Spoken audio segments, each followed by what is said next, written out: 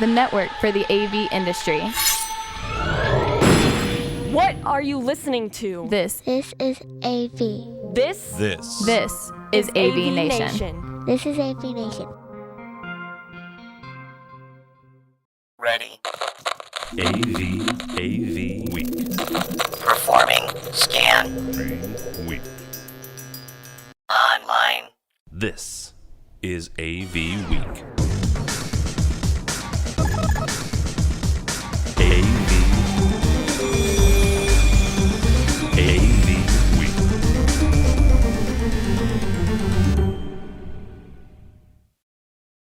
Is AV Week, your weekly wrap-up of audiovisual news and information. My name is Tim Albright. I am your host. With us this week, my buddy, pal, left-hand side of my brain, all-around good guy, Mr. George C. Tucker. How are you, sir? George C. Okay, I need a flag behind me with the helmet. Yes. All right. Greetings, everyone. Greetings and salutations. Greetings and salutations. Also with us is Bradford Ben from Harmon International. Welcome, sir. No. Today I'm on vacation. Oh, I'm sorry. My opinions are only my own opinions. I speak for no one else, including my wife, my dog, and my employer. Also, pay attention this week. I'm giving away a Finn bobblehead. Also, by the way, Tim has already lost control of the show. About an hour ago. Because he made the mistake of introducing me. All right. Next to up my is... left is Adrian Boyd. Adrian, why don't you go ahead and introduce yourself? Good afternoon, everyone. It's Adrian, the AV CAD guy on Twitter and resident designer engineer at AVI St. Louis. AVI Systems St. Louis. Also Yes. with us is Christian Duggle. Christian is from UMasskin. Welcome, sir. Hi, welcome. Yeah, I'm bringing here the European perspective too, as we just established a business as subsidiary in San Francisco here for our semantic skin walls, and I'm happy to join the discussion. Good luck with that, sir. You have no idea what you're in for, because me and the next guest are going 5 rounds, bare knuckle boxing. You're going 5 minutes. 5 rounds. Let's see. Go ahead. And in the other corner, the foil to my aluminum, Mr. Bradley Grimes, a fine Chicago Blackhawks fan.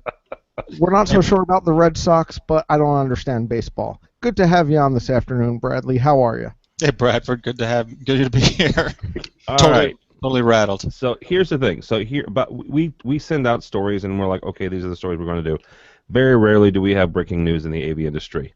This is not exactly breaking, but it's something that's happened in the last couple of hours. A number of InfoComm connected folks, employees as well as volunteers, over the last couple of days have posted what I'm going to refer to as a digital badge. Brad, you can correct me if I'm mistaking it or misspeaking this. You are not. I'm going to bring up our good pal Chuck Espinosa's badge for I believe it's CTSI. So here's it's with youracclaim.com. It's a badge, and you have to have an account with them. It lists what a CTSI is. And he can post this on different places. I saw Chuck's on Facebook. Bradford saw it on Twitter this morning, as well as a number of other folks. I saw Krista Bender's on Facebook last night as well. Real quickly, explain what a badge is and the process that you guys are in currently with this. So, and thanks for indulging me and letting us talk about this. So these CTS badges, well, back up a second. I mean, one of the pieces of feedback we get from a lot of CTS holders and people who are interested in CTS is they're looking for assistance in how to communicate the value. What does it mean to be a CTS? Because as the people in this industry understand what it means, if you go into a hiring director's office or an HR office and you try to explain to them what it means to be a CTS, it takes a lot of explanation at this point in time. And so one of the things that we've done to address this request from CTS holders is create digital badges. And what these digital badges do is you can attach them to your LinkedIn profile or Facebook or whatever you use most to communicate with employers in the outside world, clients. And they can click through and they can see exactly what you did to become a CTS, what it means, what the criteria were, the fact that it's an ANSI accredited standard. It's all there in what's called a digital badge. It's run by a group called Acclaim, which is part of Pearson, which runs our CTS testing program. And it's currently being rolled out in phases, and the folks you're seeing putting their CTS badges out on social now are InfoComm CTS holders, folks in the CTS certification committee. So it's going to roll out in phases, but what will happen is all 10,000 plus, and I think it's close to 10,500 CTS, CTSI, CTSD holders will get an email from InfoComm in the, I believe it's week or so, giving them the opportunity to add the digital badge to whatever they want. It's not required, obviously, but it is, again, something that we're providing in response to a perceived need in the market to better explain the program, what it means, what it is you're able to do for people, and you can just add it on LinkedIn or Facebook or, again, whatever you use to communicate in social media. All right, Mr. Bradford Ben. Yes, sir. What were your main concerns and or questions? Well, actually, to be honest, as you see, I'm holding up my brand spanking new, just got it in the mail yesterday, CTS Welcome folder. Congratulations. Thank you. So it's now 10,501. Ask Chuck the story about that. It's an interesting story. But the concern I had was, what is it? It just appeared out of nowhere. Is your claim another media site I have to pretend to care about, like Ello was, or Google Wave, or dare I say Google Plus? Oh, they censored me. Google Plus. Some of these sites that aren't so big, and they just popped out of nowhere. I think the fact that InfoComm is helping us as CTS holders spread the message as to why this is important is good.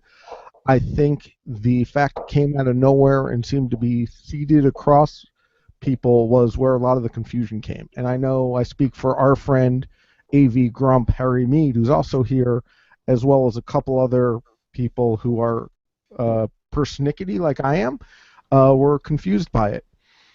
And it was more of the, okay, what is this? Where did it come from? How is this different than all these other social media we're doing? Because we didn't have the backstory. And I do have to tip my hat to InfoComm and to Mr. Grimes. Yes, I'll actually call him Mr. Grimes for actually coming on and reacting quickly to this.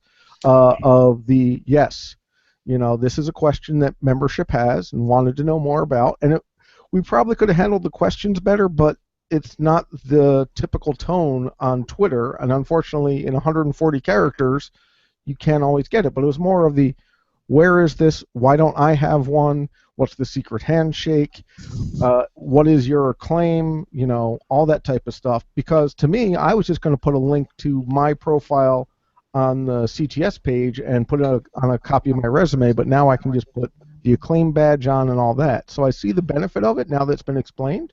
I will say I think it adds value. I think, as Mr. Grimes and I have spoken previously in back channels, there was probably some moving pieces parts that got confusing. Not like that's ever happened to me. Anyone seen my humble opinion on AVNation recently? That's a whole other story. Sorry, inside pool. So that was where I came from. I think it's a benefit, though, overall, because now that I've taken a CTS exam, and I'm planning on taking more because Chuck and I have a bet, I can see how it's something to be proud of. There are still things I have questions about, but I think InfoComm taking a step to help show the value of it is good.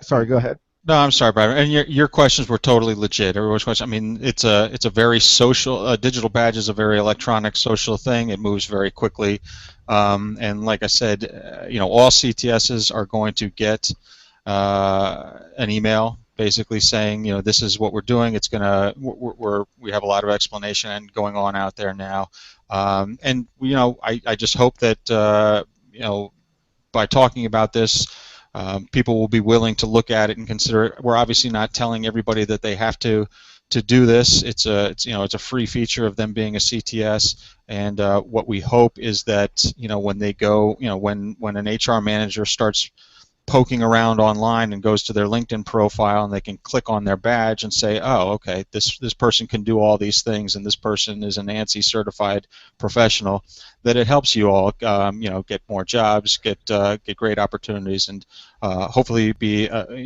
have nothing but upside. So I just appreciate the opportunity to come on and explain it. The other thing, real quickly before we let you go, the other thing I liked on Chuck's, it shows when he achieved it, so when he earned the CDS and when it expires. Yep. Right. So for Bradford's, it'll say, what, July of 2016. It'll expire. Correct me if I'm wrong, Brad. 4 years, 5 years, 3 years. 3 years. So 3 years. So it'll expire in 2019. Bradford has until then to get his 30 renewal units for that. I'm going to have him in October after I teach SynodCon class. You all should come to it. You get 30 credits for teaching SynodCon? Yes, I do. Wow. All right.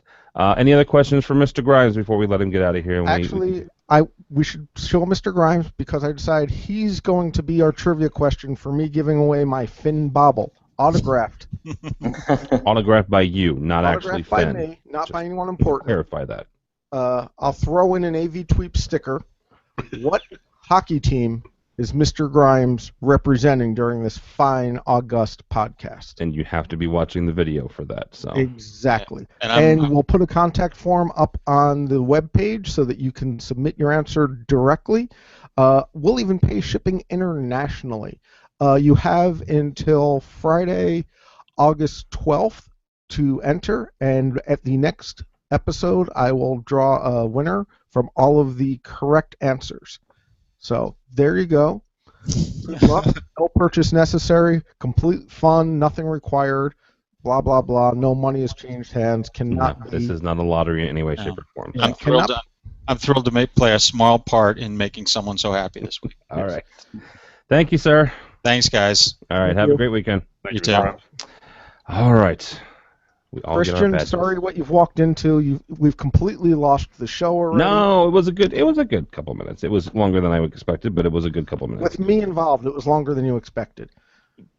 I still have a monicum of The left side of his expectation. brain just Yes. spoke, Bradford. Yes. So, all right. So, Legrand comes to us from our buddies over at commercialintegrator.com. Legrand acquires solar effective, expands shading portfolio to commercial markets. Going to read from this really quickly. According to the company announcement, the integration of Solar Effective's shading systems with Legrand's active lighting control will enable Legrand to coordinate these various lighting systems, providing architects, designers, specifiers, and facilities managers with a broad strategic range of energy-efficient commercial lighting solutions. Good Lord, that was a press release if I've ever heard one. Mr. Tucker, I'm going to bring you on this one for a couple of reasons. First of all, George helps produce one of our lighting shows. Legrand has been doing a lot of purchasing lately with this one and with a couple others that go down the line of commercial lighting. Who exactly are they going after with these purchases? Like, what company do you think they've got in their sights? Well, I think it could be both, but I think it's focused on commercial, right? I mean, energy is where it's at. Everybody wants to be able to tie in that kind of stuff, and I don't want to use the term loosely, but it is a Trojan horse of many ways because you start to enter control. You start to enter realms in which you can expand a line based on an architecture that says, hey, we've got this thing that does shades, but can it connect to other stuff and do other things? Shades themselves are great, especially in commercial, because you are load shedding, you are trying to manage daylighting, you are trying to manage energy levels in general. So that is a big part of it. I mean, what's the one thing that all those home renovation shows try to tell you is, to save energy in the winter, raise up your shades, and then when it gets dark, bring them down. Same in summer, down and up, reverse, right? So I mean, there's a lot going on there. Look at the New York Times building in New York City. A lot of its energy savings and its LEED standard or whatever level they reached was about the daylighting and the shading for energy and for using of natural light. So in that, there's a lot to be gained. Absolutely. Adrian, from your standpoint, having one company or two that you are used to using, and as an integrator and somebody who designs systems and specifies product, how do you incorporate the old company into the new company if maybe you've never used them before? Ooh, good question. A lot of times those decisions are made way before an integration firm is involved in a project. So that's done by either the architect or even, an interiors designer, or the client, or even a lighting designer, or just the electrician. So, 9 times out of 10, all we're asking for is, I just need a network or 232 interface so I can talk to it, if you want to have that functionality on or in the control system. It's interesting to see where Legrand may be trying to merge this company in with their Watt Stopper product, which is a very kind of interesting low voltage, quick termination module-based lighting control system that does a lot of really kind of interesting things. And in fact, we're working on a project where we're going to be integrating with it for probably one of the very first times I've ever worked with it. So reading about a lot of these new kind of systems has been very interesting for me. But when we look at a lot of the players like Legrand and others, is they're bringing in a lot of these companies that generally haven't played on a larger stage, and they're bringing them into their portfolios to either shore up things that they don't have, or they're seeing something in their forecasting that they said, well, rather than us R&D something, we might as well bring something ahead. And as you mentioned in last week's show, just the amount of mergers and acquisitions happening in the industry within just this last year has been astonishing. All right, Mr. Bradford, Ben, not for nothing. He works for Harman International when he's not on vacation. You guys have a couple of different control options in the Harman family. What does this do for that area, for control and for the move towards building automation and smart building automation? I think it's a good thing. I think Legrand having it will start the conversation earlier. Because electrical contractors and architects are used to talking with Legrand about their other products. I'm a little interested in looking at the portfolio they're putting together based on owning Middle Atlantic, Cables to Go, etc. But I also think, to Adrian's point, of this starts coming into the control system. Of this for the AV industry can be a great leaping off point. Of the fact that, okay, you have Legrand and their shade equipment as in the system, so let's actually control it now, and make the entire room work together. So an AMX control system, yes, I work for them, I have to say that, my personal opinion, or it could be Crestron, or it could be Extron, or it could be a PLC, or it could be take your control system of choice. Can now interface into this because the customer's thinking, oh, I can control my lighting and my shading. Wouldn't it be nice when I press the DVD button, all this stuff happens, and it starts the conversation? I think it's a great thing. The fact that it goes in with the lighting system becomes huge, because now it starts to actually become a fully integrated system of, let me change the environment in here so I have one for teleconferencing, one for watching movies in 3D, one for video, one for me sleeping in the afternoon, all those types of things. So I think it's a good thing. I think, to Adrian's point of it needs to be controllable via IP, I refuse to do RS-232 because I can't solder those DB9 connectors anymore. Just what happens terminal strips, man. When you hit a certain age, Bradford, I'm just going to say. Yeah, I know. I can still solder those. Yeah, but I have people who will solder them for me. They also make a crimp version. They do make a crimp version. Yes, you're right. They do make it. See, you could still do 232. Why would I get me a laptop that's 232? And this isn't the VGA. Give me 5 minutes and I can get you one. Okay. Without a dongle. I think overall it's a good thing for us. Christian, we're going to get your manufacturing standpoint on this side, or the company standpoint on this side. Combining two companies that, on paper, sort of kind of do the same thing. Legrand has been in the infrastructure business for a long time. They're adding another leg. They're adding another offering to what they have. How do you do that as seamlessly as possible? How do you integrate two different companies like this as seamlessly as possible? That's quite a good question. From the management standpoint, yeah, you have to get the teams aligned and get the different product ideas aligned so that there's seamless interaction between the teams. I don't know how Legrand wants to integrate them? Do they want to fully integrate them into their portfolio, or do they keep them as a separate company that runs independently? So I don't know where the direction goes there, and that's not completely clear from the press release. That's a good point. Real quickly on that, I didn't mean to interrupt you, but they've done both, right? Good friends of ours, actually an underwriter for AVNation, is a company called Middle Atlantic. Mm-hmm. It's a Legrand company. Yeah. So it sits by itself, right? But it's still part of Legrand. And yet they have in the past integrated other products underneath that Legrand brand. Yeah. So that's a major question. How do they plan to operate it?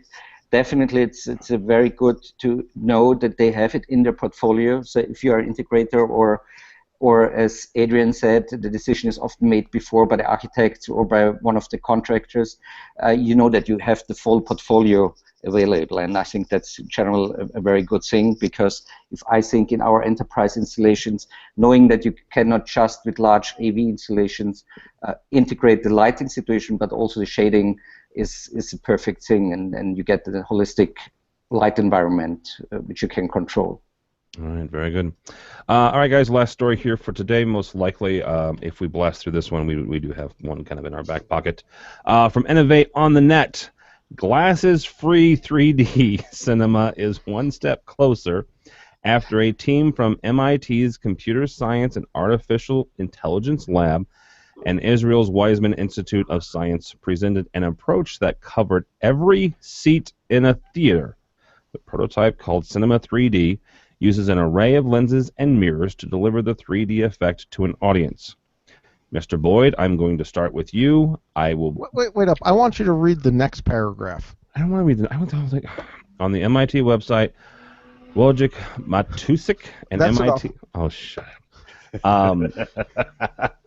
Adrian, why are we still talking about 3D? I don't know. I think Hollywood is still... You got to separate this in two camps. One is you have Hollywood still trying to sell a product and have people go to see it in the theaters, right?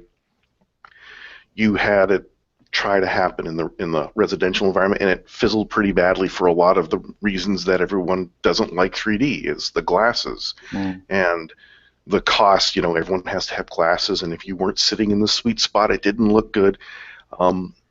What was interesting about this is this article, when you watch the video, the content that they were showing isn't 3D content. It's 2D content that's being faked with that screen. It's a modified sort of a parallax screen with a whole bunch of mirrors to fake it out.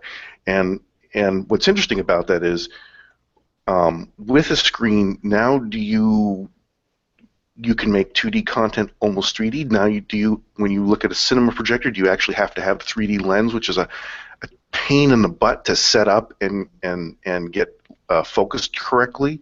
Because as soon as it's not focused right, it looks terrible and things look soft.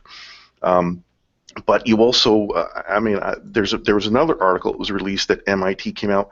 It's a parallel group to this that is doing 3D holograms off an inkjet printer using the similar type of technology in terms of the parallax and the mirroring applications. But now basically what they're doing is they're layering multiple elements together. So when you look at these two together, you're almost seeing that that's kind of how they're kind of getting this technology to work. But I would rather see holograms in the holodeck than 3D. You know, if we want to look at, say, a big blockbuster, look at Star Trek, or actually say Star Wars, because I saw all the new Star Wars in IMAX 3D, regular real 3D, and in 2D. 2D looked far better as a presented medium than both of those two 3D mediums. Because if you take your glasses off watching a 3D movie in the cinema, not all the entire film's in 3D. It's only specific elements at specific times. Let's bring Bradford on that too, because he did the exact same thing as you did for the last Star Wars movie, which was to see it, and I believe in 3 different formats. Yes. Bradford, why are we talking still about about 3D, and I say we. MIT is not exactly some backwoods community college. It's a significant school. So I'll give you my opinion. First of all, to Adrian's point, it depends on the movie as to whether or not they do the entire thing in 3D. Star Wars decided to only poke your eyes out in 3D in certain places. Other movies like Gravity decided to poke your eyes out all the time. But then you look at something like Toy Story or a Pixar movie where they actually render the entire movie in 3D by putting the cameras in the virtual world 1.5 inches apart. It does a pretty dang good 3D effect. Now, having said that, I think it's a great move to get people out of the home into the cinema, which is good for all of us, especially us as manufacturers who make cinema products, to be fair. But I also think that this technology is used to give the oh wow factor. I don't want to watch this at home. I want to see a big impact. I want to be enveloped. I want to have Dolby Atmos or Harman's QLI cinema processor so that I have 64 channels of audio fully enveloping me. But I couple that with the fact that I'm not sure this is going to be able to be deployed full scale after reading it with the 50 moving mirrors and all that stuff of how well is it going to scale to a large screen? What about the people who have poor vision, as Adrian, myself, and George adjust our glasses? Those of you who follow my rants on Twitter know I always watch the 2D version of the movie whenever possible. Because when a company like Disney makes 3D and spends millions of dollars on it, and I sit in the sweet spot and it still doesn't work for me, I don't think anything's going to work for me just based on my eyesight. So I think it's a big deal because it helps get people out. I also think there are other applications that we're missing, which is probably why MIT was looking at it. Let's use the Mars rover as an example. It sends down 2D stereoscopic images. Wouldn't it be great to bring those down into a 3D look at it, or at a command and control center to be able to see a network pipeline get thicker, for lack of a phrase, as it gets fuller of bandwidth? And I think those applications are bigger for data visualization than for entertainment of this technology. So basically a way to feel, as long as you can see the 3D, a way to feel like you're on the surface of Mars. Yes. Or the probe that just went into Jupiter, a way to see the great storm on Jupiter. Yeah, I think it's a great data visualization tool, and I wonder if that's what I didn't read all the article. I'm on vacation. But being that it was presented at the SIGGRAPH Computer Graphics Conference in Anaheim, which was when I was actually there, because I was there for other stuff, the fact that it was at that conference and not at Cinema West or other cinema shows. Or CES. That makes me lean it towards data visualization and command and control and large data sets. Like for those of us who work with stuff like, keeping a website up in the tag cloud, can you imagine how great it would be to have a 3D tag cloud without having to put on glasses? I don't know if a 3D tag cloud would be cool. So. I love that idea, and I hate 3D. Christian, from your standpoint, why do you think we're still talking about 3D? Oh, it's quite simple. If you look on this funny conference image, I think it was in Barcelona, the last mobile phone conference, where this great image was, where Mark Zuckerberg runs through a hall with thousands of attendees who all have glasses on. It would be a much nicer picture if nobody has glasses on and sees a full immersed 3D experience. So it's quite clear what the use of it would be. Of course, the technology that is presented here by MIT is quite advanced, and the question is, do you get it to such large audiences in a working environment? That's definitely the question. All right, Mr. Tucker, last word on this before we hit the weekend.